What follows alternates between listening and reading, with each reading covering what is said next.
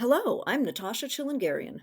And I'm Michael Ogden. This is Shared Accounts with CU Times. Today's episode celebrates duos, like Bonnie and Clyde, but less tragic, Woody and Buzz, but not as Pixar-y, Donnie and Marie, but without the ice dancers, and Mulder and Scully, but with fewer conspiracies, and maybe Laverne and Shirley, but with extra milk and Pepsi. We're gonna do it.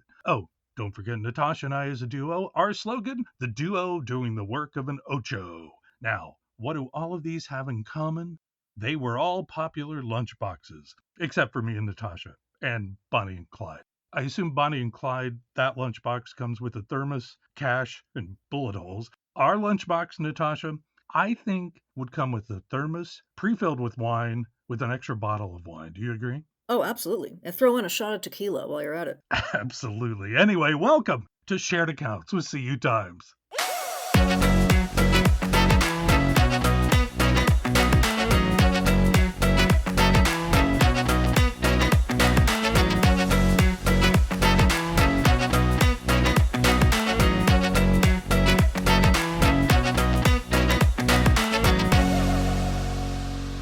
Coming up, we'll be talking with Diana Dykstra. She's CEO of the California and Nevada Credit Union Leagues. She's just a few months away from retiring. Congrats, Diana. And in a first for Shared Accounts with CU Times, we will also be joined by a second guest, Scott Simpson, who is replacing Diana as the California Nevada League's new CEO, but with a twist.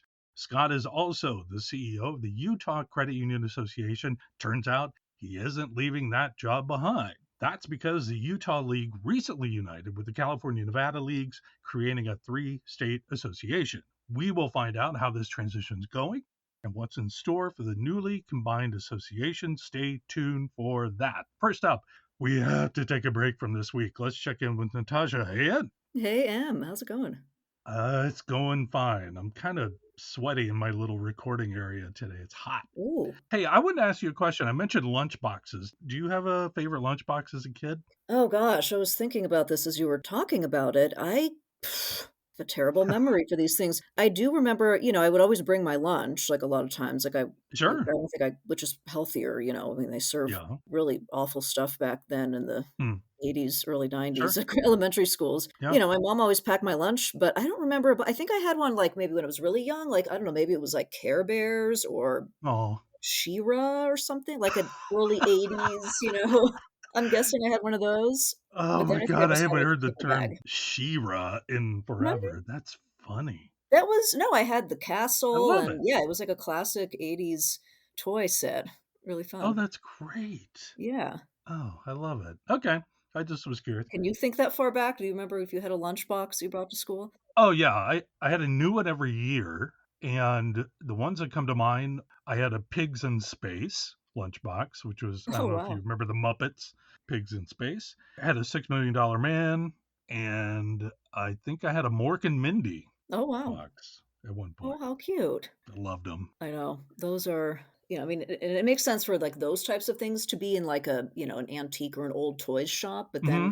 now as we get older, you start seeing things that are like, "Oh, this is antique," like the Mac computer with the bright color, that big Yeah, Windows computer, things like that. I'm like, "I had that in yeah, college." Like, come on, it's yeah, not that old. yeah. Yeah. I had a blue Yeah, one. I love Yeah. old stuff, so Hey, so what'd you watch this past week? Anything good? I watched a few different things. Remember, I think we talked briefly last week about that Everybody's in LA Oh, with yes. John Mulaney? Yeah, yeah. I gave that a try on Friday, watched one episode. I didn't think it was that funny. I ended up just I didn't go on after the first episode because if I don't start laughing like 15, 20 minutes into a comedy, then I Yeah. don't see the point. So can I stop right there really quick? Yeah. I've also watched part of it, and Okay. What'd you think? nobody seems to know what it's about, but critics and comedians all agree that it's fantastic. I'm like, okay, Really? I don't understand it. But I will say one quick story. My brother, who's a news anchor out in Denver, he has a friend who is in one of the episodes. Oh, really? Wow. And they taped a segment of the episode. The guy left, still didn't understand what the show was. Oh my gosh. So It's so strange. I don't know. I think it they're is. trying to recreate like kind of old time format for a late Yeah. night show or something like that. But then it just because it's on Netflix, it's just kind of odd. It's real edgy, kinda like early days of Conan and Letterman. Oh, honestly. yeah. I love Conan. Yeah. Well, and speaking of Conan, that one other thing I was gonna bring up, I watched one of his episodes of Conan O'Brien Must Go Oh, yeah. on Max, so he does some travel episodes, and I Mhm. watched one where he goes to Thailand because, Yeah. as you know, I'm planning a trip to Thailand right now. Yep. Yeah, it was pretty funny. I just enjoy watching Conan. I loved his the late night, when it was still on back in the day. My favorite segment of his that he would do was the, TV movie. Do you know what I'm talking about? He would say, "Well, this scenario, some political scenario that's going on in the world, they're gonna make a made-for-TV movie, and do you wanna see who's Oh, gonna play yes. who?" But it would Yeah, be yeah, like yeah. this insulting, like, comparison of Hillary Clinton will be played by Chucky. It was like a pit, but it Oh was my just god. yeah, I don't know, just like a picture where it looks like the person, but it's Funny. like a Yeah, meme. Anyway, yeah. those are so funny. So, That's yes, that good. was kinda fun. Nice. Yeah. Any other shows you wanted to bring up? What did I watch? I'm kind of catching up to a bunch of movies I just missed over the past 10 years. I watched Baby Driver. Did you ever see Oh, that? okay. No. With Ansel Elgort, Huh. who was also in West Side Story, the new version of that. Okay. He played Tony. John Hamm's in it. It's a Yeah. bank heist type movie. It was pretty good. Okay. Fun. Came out Fun. in 2017, I think. Alright. Fun watch. Baby Driver. Good. Okay. Awesome. Well, let's, I guess, go ahead and start transitioning over to our interview today, and it's about a transition. Oh, it is. Happens. We're talking about a big transition happening in the credit union industry, which is the retirement of Diana Dykstra, who has been Oh, a yeah. very well respected leader in the industry for numerous decades. And it's funny, as we were preparing for this interview, I recalled that she was actually one of my very first interviews when I started working at CU Times back in 2011 as a freelancer. Oh, I was wow. assigned to do a story on her. At the time, Uh-huh. she had just left her role as CEO of a credit union in San Francisco to become CEO of the California and Nevada leagues. Mhm. And so I actually went back and I found the story, which is always funny to read old stories we write because I'm like, I have Yeah, yeah, no yeah. memory of because I've written so many things, like I don't remember writing this, but it's always fun. Sure. But yeah, I read through it, and what was really striking about it is that some of the industry challenges that Diana talked about in that interview 13 years ago sounded, very familiar, like things that are being talked about today, talked about economic challenges, which back then it Yeah. was still stemming from the Great Recession. Today we're in a new Mhm. phase of economic challenges. She also mentioned the trend of credit union mergers happening due to Yep. challenges with succession planning and finding a new CEO for a small credit union. And that's, Mhm. hey, something hear about all the time today. So Yeah, yeah. it's funny how things change, but then they also don't change. Yeah, I mean, taking a look at your article, one, I didn't realize that was one of the first ones you ever wrote for CU Times back in 2011. But taking a look at it, I mean, I was kind of shocked. I was like, oh my God, Bill Cheney has also been around for so long. Oh, yeah. And Yep. I was like, oh yeah, I knew Bill when he was head of CUNA. Yeah. And now Diana, we have these really significant legacy people in the People, industry who are definitely. saying adios. Not that Bill's retiring. I'm just saying, wouldn't be a shock if that happens. Well, there, yeah, that's another big one that will be eventually coming up that we'll be It announcing has to, for yeah. sure. I mean, we're all getting older for God's sakes. I know, unfortunately. Yeah.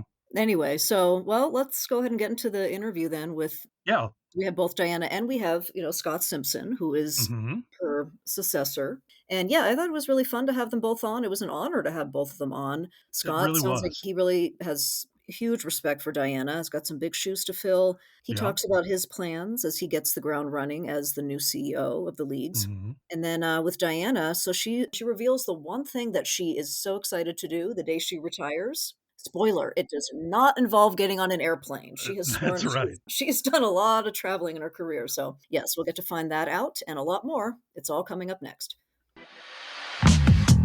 Hey, listeners, do you ever ask yourself, hey, self, why is learning so much work? Can't I just sit back and listen while experts pour important information into my brain? I am tired. Well, self, I got some good news for you. Our live State of the Industry Town Hall is coming up on Tuesday, June 11 at 2 p.m. Eastern, and it's exactly what your self needs. This live webcast is a panel chat with me and credit union experts sharing their perspective and knowledge on the tricky world of credit union and fintech partnerships. This live discussion will allow viewers to ask questions in real time, and we will respond in real time. I love these state of the industry discussions and the questions we get from you the audience. To register, go to cutimes.com/webcasts with an S. Again, it's happening Tuesday, June 11th, 2 p.m. Eastern. Register at cutimes.com/webcasts and join us for a great time.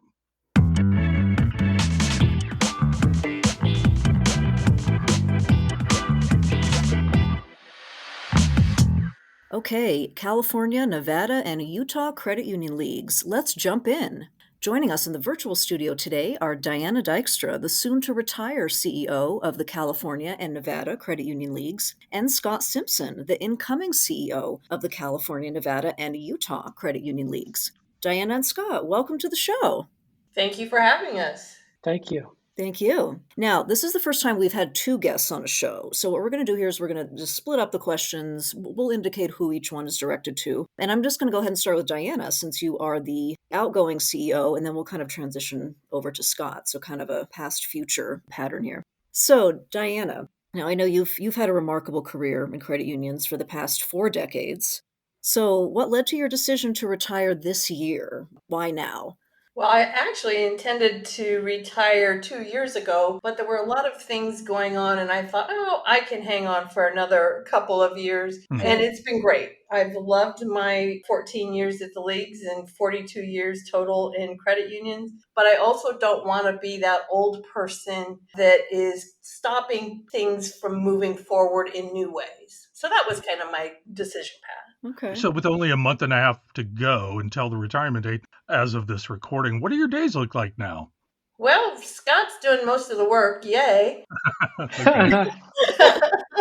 I've cleaned out my office. That was quite the job. I mean, with 42 years of things, I didn't realize I kept every piece of paper that there ever was. Hmm. So it's really kind of nice right now. I would say I'm more of a consultant in helping Scott transition into where California and Nevada are and just waiting for July 1st. It's going to be a great day. Interesting. So, a couple of things. One, you should put on Bette Midler's Wind Beneath My Wings while you're cleaning out your office, like your own personal theme song. Anyway, the other question is what's left to do on your to do list at the league? What are you focusing on there before you take off? We've got such a remarkable team at the California and Hmm. Nevada leagues. I'm just really proud of how they've picked up the mantle and really started to run with it and building new products and services and networks. So I'm just having a lot of fun watching them take the mantle, and it's going to be an exciting change. Yeah. And Diana, this next question, we love asking people this question. We've asked a number of executives this. Looking back, I'm sure, after 42 years, you've been doing some reflecting on the past. If you could go back in time and give career advice to yourself when you were younger, when you were first up and coming as a leader, what kind of career advice would you give? I'm a pretty bold person. I've always been that way. So I can't Hmm. say that I learned anything different. I have a couple of sayings, and my biggest is risk more and fail faster. We can't change and we can't do more if we hold on to everything that we know today. So Hmm. I'm always looking to the future. What's changing? What needs to be done? And how are we going to get it done? And also, again, looking back here, are there any accomplishments you are really most proud of during your time? Well, I would say the one that I'm most known for, which is now CU Director Origins. Yeah. I created that with one of my best friends now when I was at Golden One, and we got 3 patents, and all the big Mm, banks were calling us and asking us how did we do it, and we didn't know we were doing anything remarkable. We were just solving a problem.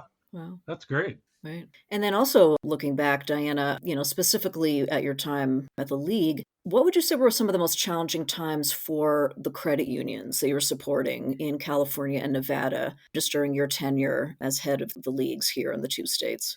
That's a tough one to say. I will tell you that Nevada is every other year 90-day legislature, so it's not as traumatic as what goes on in California. We have almost a full-time legislature and it keeps us very, very busy. I'm proud again of the team that we have amassed and our members who are engaged so that when we have things going on in Sacramento or in DC, we are ready to tell our story and get things right. And I do have another question for you, Diana, but I want to check in with Scott. Scott, how you doing? I'm doing great. Okay, great. I just want to make sure you're still there. Yeah, I'm here and enjoying the Okay, conversation. I love listening to Diana, so keep going. wonderful. Okay, we'll be right back to you very shortly, I promise. Okay, Diana, what are your post-retirement plans? And do you still plan to be involved in the credit union industry or the movement in any way? No, when I retire, I don't want to be that person that hangs on too long. All I'm right. ending up my work here at the league on July 1st, and then I end up Mm-hmm. in Boston. I'm currently the chair of the World Council, and then I will say my goodbyes. Oh, I love it. Like that. Yeah, clean break, huh? Indeed. And end on a good note, right? Yeah, and go out with a bang. Okay, so let's go ahead and let's start looping Scott in. We both have 3 questions coming up next. They're for both of you. So on these next 3, either just one of you can chime in or you can both answer and take turns, whatever you like. We're laid back here. So first, let's talk about the big news this year with the leagues, which was joining the Utah Association with California and Nevada to create a joint support services organization. So I'm wondering if either one or both of you could just tell us what some of those early conversations look like about this new partnership and why do this? What led to this decision to come together? I think, in the 21 years that I've been at the Utah Credit Union Association, I have watched what's happened in the league space, and there's obviously been compression all around the country. It's always intrigued me that my neighbors to the west have stayed 2 separate leagues, separate boards, separate dues formulas, structure. Mm-hmm. They've stayed 2 separate leagues, and it's something from as a small state with kind of a mighty credit union footprint. Utah, it's no secret to the industry that we've had some of the most hostile legislative environments in the country. Mm. And so the desire to have kind of robust, dedicated local voice in defending and trying to enhance the credit union operating environment's always been important to our credit unions here. And so as we've sort of scratched our heads watching the evolution elsewhere. Diana and I sat next to each other on the ACUL, the Association of Credit Mm-hmm. Union Leagues board for nearly a decade. And, we talked about this a lot. I've watched her in her career. It's Diana Dykstra, for crying out loud. She's Mhm. all of the things that she's built and developed have always been about partnership. There's this kind of somewhat little known collaborative effort called Plexity that the leagues use for their back office. They've combined. She and Okay. another league president, they're the ones that willed that into existence. She's always been about trying to find a way to collaborate, but preserve state association sort of meaning and footprint. And so we've talked about it a lot, and she has made it her cornerstone of her career, the way she's collaborated with everybody. So it was very natural conversations over several years that brought us to this discussion. Can we expand on this? You just mentioned it, the partnership, and there's a uniqueness behind that in that each state organization is going to maintain governance of their respective advocacy operations. Why is that so important to keep each state's advocacy efforts separate like that? Every state is different, and California is a beast. And I think that if the Nevada group came into California, they'd run back and say, we don't want to be part of this anymore. Keeping it separate is really, really important. Every state is different. Every legislature is different. The environments are different. So it's really important to me that each state has their own independence and voice. Yeah. And I would add that the grassroots sensibilities, like just the sentiment of politics, you Mm-hmm. hear that saying all politics is local. It's that local affinity that is kind of the source DNA level kind of emotion of running for office, being elected to office, lawmaking in general, policy. I worked in DC for a US senator, and when we would take phone calls, the first thing you did was try to sift the phone calls by who lived in your state and who didn't, because it's that sense of home that's so critical. And so as you're building a grassroots machine, leveraging every ounce of that sense of local affinity is critical. And again, the collaborative partnership between California and Nevada for all these years is something that we looked at and thought, man, they clearly care about the same things we care about. Mm-hmm. We need to talk to them. Scott, I 100% agree. And also a note to producer Zach. I think Diana just came up with the title of the episode. California is a beast. So I agree with that. Not bad. One thing that's interesting is that consolidation has been happening quite a bit lately, obviously in the credit union industry itself, among credit unions, but also among the leagues nationwide. There have been a number of combinations that have Oh, happened, like yeah. Go West Association was one of them. I know there's a few on the East Coast and the Southeastern. They would combine with different states that used to be separate leagues. I was just curious to get both of your takes on this sort of trend, I guess you would call it. Why is this happening? And looking into the future, do you think it'll be rare to even just see any single state leagues? Do you think there will be even more consolidation happening? Well, I would say the reason Scott and I have been having these discussions over the years is that we don't believe that consolidation of states is a good idea. Now, that doesn't mean we can't work together on the things that are not advocacy Hmm. driven, but if you're Nevada and then in California, and we've decided we're going into one, Nevada's not going to like us very much because California is Yeah. so big and we're so different. And I just don't want our credit unions and our states to be homogenized by these consolidations. I would add that Diana's view of this, I've been drawn to it from the beginning of our conversations about the importance of maintaining that notion of affinity and voice and control at the local level. And that's not to disparage. I don't think either one of us would disparage the decisions that have made by other organizations across the country. But I think there's this reality that there are fewer and fewer credit unions. Everybody knows that. It's a fact. But there's also this sort of fact that trade associations in this space, and I'm sure it's true in other industries, but in this space in particular, were built on this notion, and I would describe it as a fantasy, that somehow Wow. we can get together and create widgets and sell them to credit unions and then fund our advocacy machinery based on the margins of the widgets we sell to our own credit unions. And Hmm. I don't think that's the world we live in anymore. First of all, credit unions have their own scale. They can pursue the service and support. In a lot of cases, we still provide vital support and services for smaller credit unions. The larger the credit union, the less they depend on their association for those services.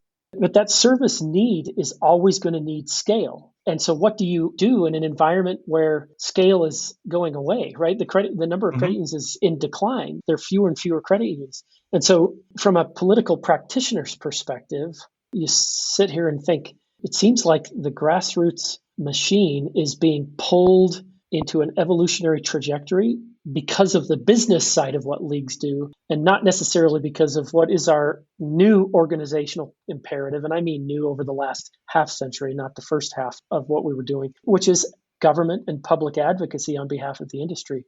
And so we're trying to sort of redefine what a league is by taking what is shareable across our footprint and putting it into a shared services environment while preserving this local voice and control and advocacy machine in each of the states.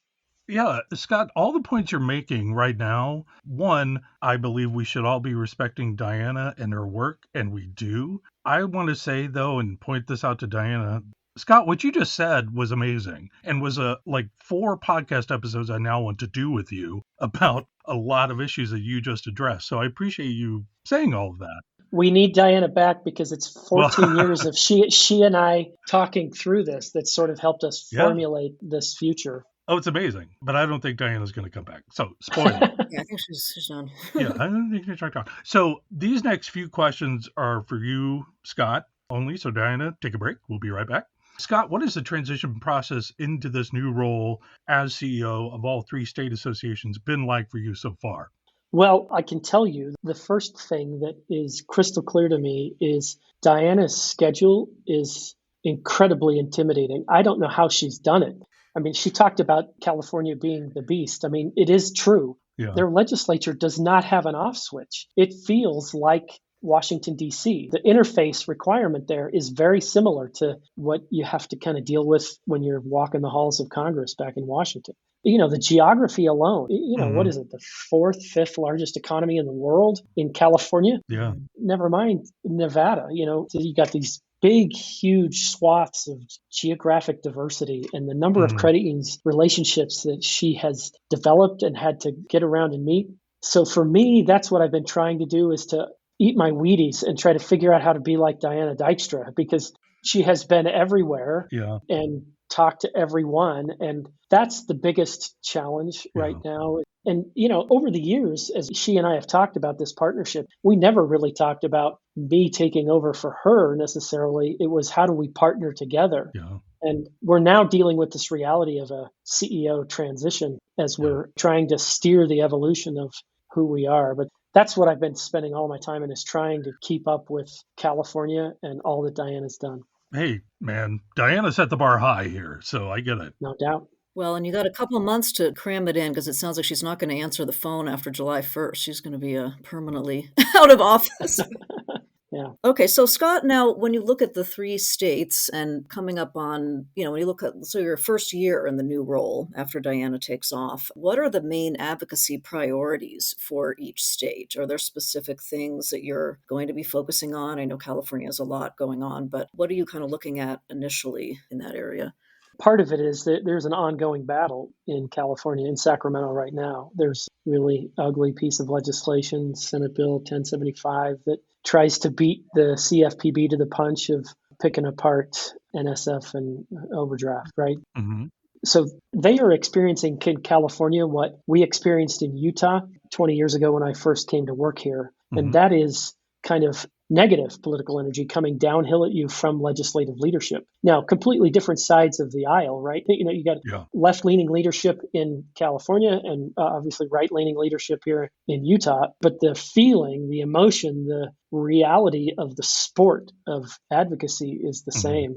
And so Utah credit unions had to deal with this 20 years ago and are still working on it. Yeah. And I think California credit unions have realized that it's not just sort of the noble mission of credit unions that will protect us. Hmm. It's raw political will that we have to try to get. Like in Sacramento, we've got to exert our legislative will in the face of a ton of energy coming the other direction. And Yeah.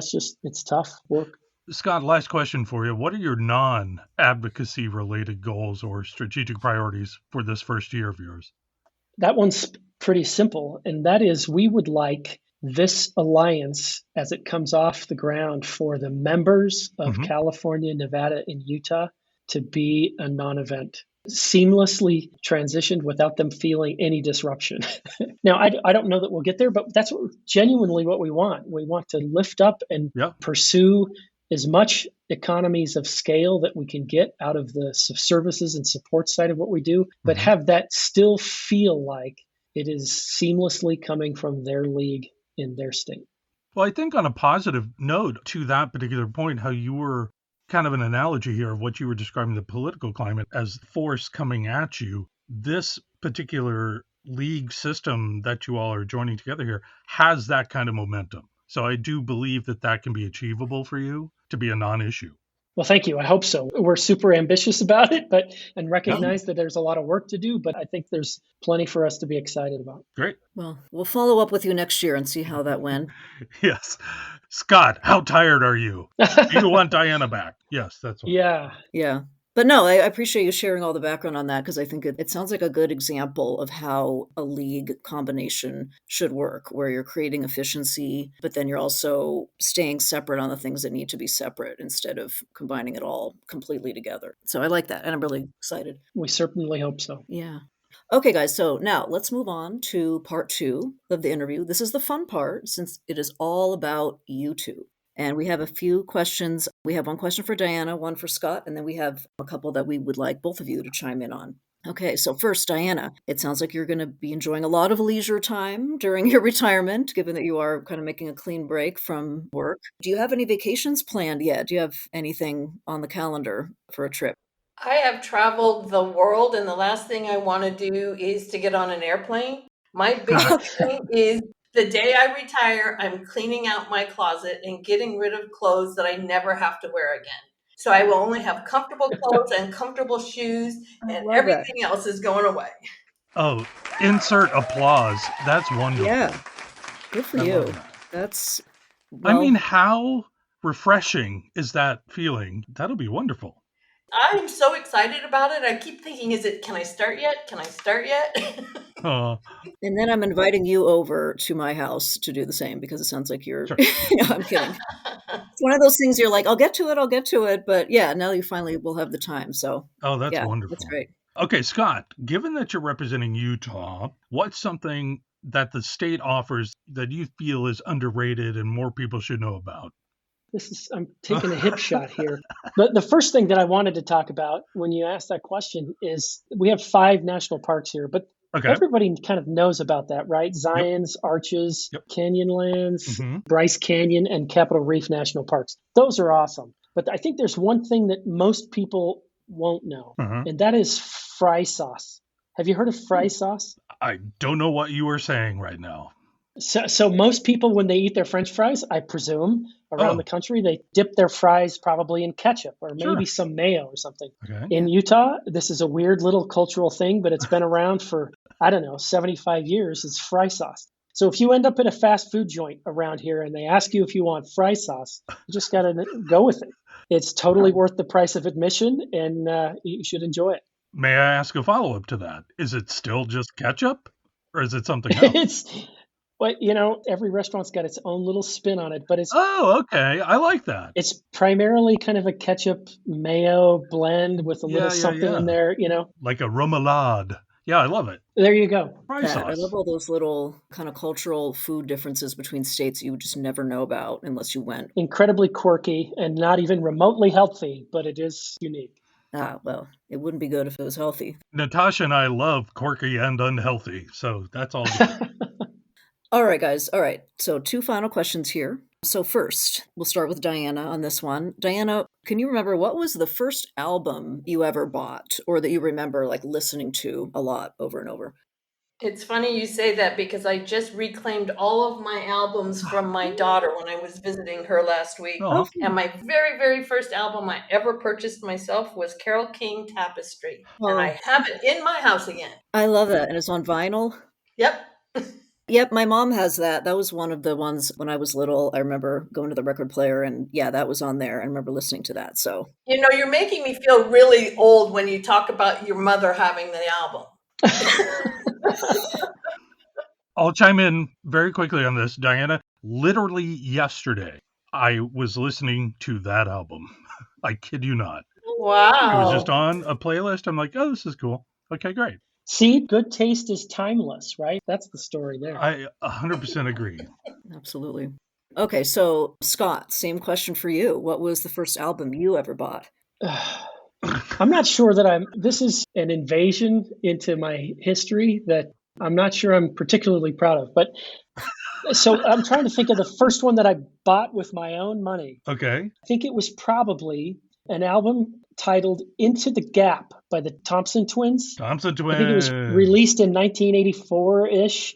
Hold Me That would have Now. been Yeah. Hold Me Now, Yeah. Doctor, Into the Doctor, Gap. Yes. Doctor. Yeah. Yeah. But that British invasion, the second British invasion, but there's so much about that sort of the 80s style that sort of make me cringe just a titch. Hmm. So it is with extreme amount of hesitancy that I disclose that. The way you were ramping up to answer it, I thought you were going to say you stole the album or something. But no, that's a great pick.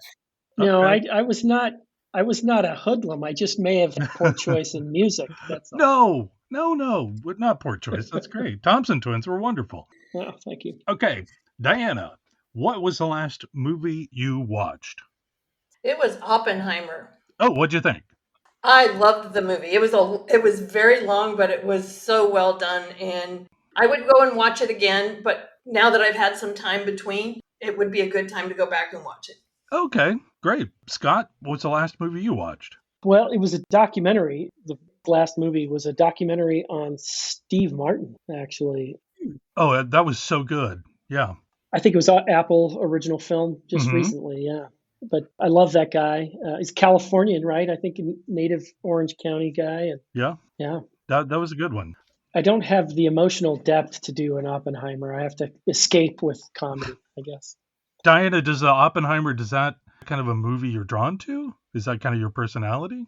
No, I'm very eclectic. Yeah. I will go see anything. It was just one that struck me the most. Yeah.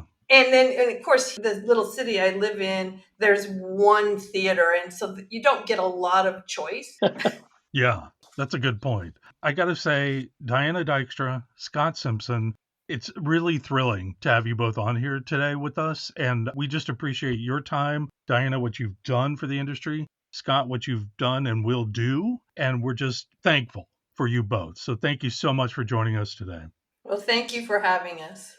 It was an honor. Yes, thank you both so much. Thank you. Congratulations to both of you, Diana, on your Yes. retirement, and Scott, congratulations on the new role. So we're excited to see what you do. Thanks so much. And for all of our listeners, please subscribe to Shared Accounts with CU Times anywhere you get your podcasts, Apple, Spotify, Google, wherever. You know how this works. And if you'd want to rate us, we'd love your feedback. For those of you with questions or comments, feel free to email me over at nchillingarian@cutimes.com, or you can email Michael at mogden@cutimes.com. Also, this month, exclusively in our executive briefing for subscribers only, we are focused on credit card data and what it shows credit unions about what members want. You can subscribe to our executive briefing at cutimes.com/subscribe. It's a new topic each month. Check it out at cutimes.com/subscribe. Thank you so much to our producer, Zach Nyheisel. Thanks, Zach. Join us again next week for a new episode, a bunch more chit chat, more movie talk with Shared Accounts with CU Times. Until then, thanks for listening.